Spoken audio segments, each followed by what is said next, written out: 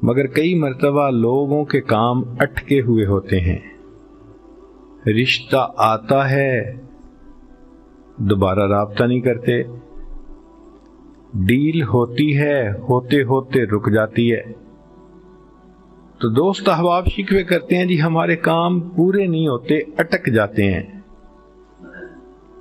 اور پھر وہ کسی کے پاس جاتے ہیں، عملیات والوں کے پاس، تو ان کا تو چونکہ کاروبار ہے، انہوں نے پیسے کمانے ہوتے ہیں، تو وہ سمپل جواب دیتے ہیں جی کسی نے لگتا ہے تمہارا رزق باندھ دیا ہے، کسی نے تمہارا رشتہ باندھ دیا ہے، اور ہم اس کو بلیو کر لیتے ہیں۔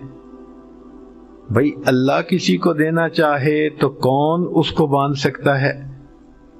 کیوں کسی کو چھوٹا خدا بناتے ہو؟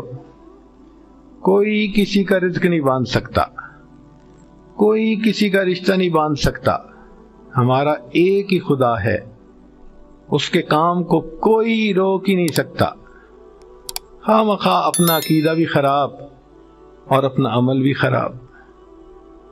سیدھی بات ہے کہ نبی علیہ الصلوۃ والسلام نے جو باتیں سکھائیں ان کو کریں، خود بخود عملیات سے جان چھوٹ جائے گی۔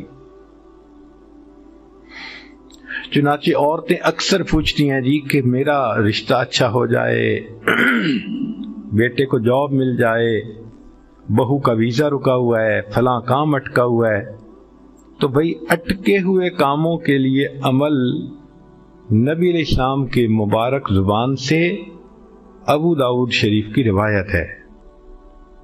نبی علیہ السلام نے فرمایا جو مومن صبح و شام 7 مرتبہ اس دعا کو پڑھے گا، اللہ تعالیٰ اس کے ہر ادھورے کام کو پورا فرما دے گا۔